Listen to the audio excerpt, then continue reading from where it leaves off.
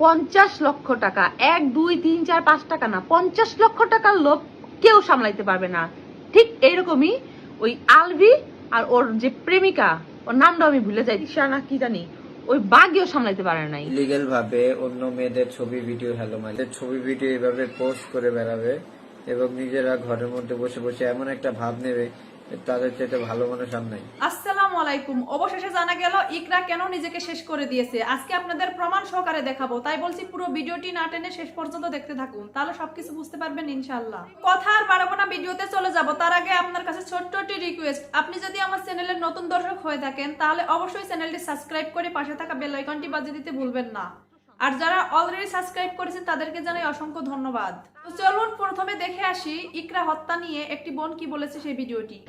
50 লক্ষ টাকা, 1 2 3 4 5 টাকা না, 50 লক্ষ টাকার লোভ কেউ সামলাইতে পারবে না। ঠিক এইরকমই ওই আলভি আর ওর যে প্রেমিকা, ওর নামটা আমি ভুলে যাই, তিশা না কি জানি, ওই বাঘেও সামলাইতে পারে নাই। ঘটনাটা শুনেন। ইকরা ছিল তার মার একটা মাত্র সন্তান, ইকরা ছিল তার বাবা মার একটা মাত্র সন্তান। তারা ইকরার নামে 50 লক্ষ টাকা সম্পত্তি লেখা দিছে। মুখের কথা। আলবির বাইরে নষ্টামি করার যখন কামড় উঠাই গেছে, মানে পেপড়িতে সব যখন তার হয়েই গেছে, সে তো আর ওটা বন্ধ করতে পারে না। সে তো তিথির প্রেমে হাবুডুবু খায় নেপাল টেপাল দৌড়ায় বেড়াইছে। কিন্তু ওই জিনিসটা যখন ইকরা বুঝে ফেলছে, তখন ইকরা ডিভোর্স চাইছে। এটা আলবির মুখের কথা। আলবি কেন ডিভোর্স দিল না? আলবি তো একটা মেয়ের সাথে ঠিক দিব্যি প্রেম করতেছিল, তাহলে ওকে কেন ডিভোর্স দিল না? কারণ 50 লাখ টাকা। এর ডিভোর্স দিলে তো 50 লাখ টাকা নাই, নিখোঁজ হয়ে যাবে। আর আলবির তো এমন অভ্যাস ছিল, এটা ওর ক্লোজ ফ্রেন্ডরা বলছে। 50 লাখ টাকা যে মিস হয়ে যাব, এর লিগে শরীরে ট্র্যাপে ফালায় ঘরে আটকে রাখছে, ডিভোর্স দিয়ে মুক্তি দেয় নাই।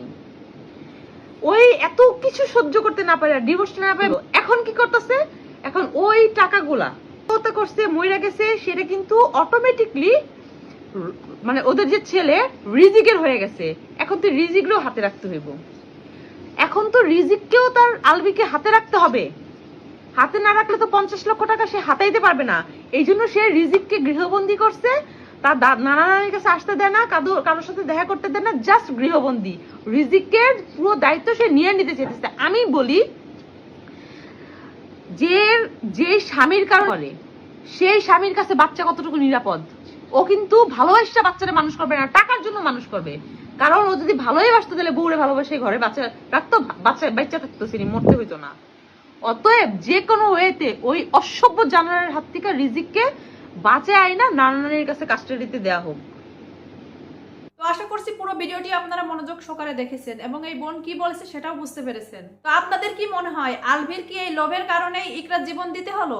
অবশ্যই কমেন্ট করে জানাতে ভুলবেন না। তো চলুন পরবর্তী ভিডিওটি আমরা দেখে আসি। বদ্দাকে নিয়ে, বদ্দা এবং বদ্দার ভাইকে নিয়ে, বদ্দা এবং বদ্দার ভাই চুপি চুপি বসে বসে এখন মনে করেন ইকরাকে, হ্যালো নাদিরা আপু, চুপি চুপি তাদের বাসায় বসে লুকায়িত অবস্থায় থেকে থেকে তারা এখন খুলনা থেকে ওয়েলকাম।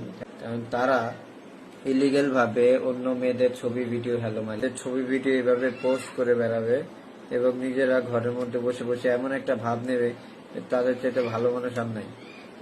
আমার কথা হচ্ছে, মেয়ে যদি খারাপ হয়ে থাকে আর তোদের কাছে যদি ইকরা খারাপই হয়ে থাকে, তাহলে তোরা আমার এটা বুঝা যে ইকরা যদি খারাপই হয়ে থাকে তাহলে ইকরাকে তোরা ছাড়লি না কেন? আর ইকরা যদি খারাপ মেয়ে হয়ে থাকে তাহলে আলবির ছোট ভাইয়ের জন্য ইকরা এতদিন ইন্ডিয়াতে তার ট্রিটমেন্টের জন্য গিয়ে থাকলো কেন? বসে বসে নানাবিধ ভাবে ইকরার ছবি ভিডিও যা পাচ্ছে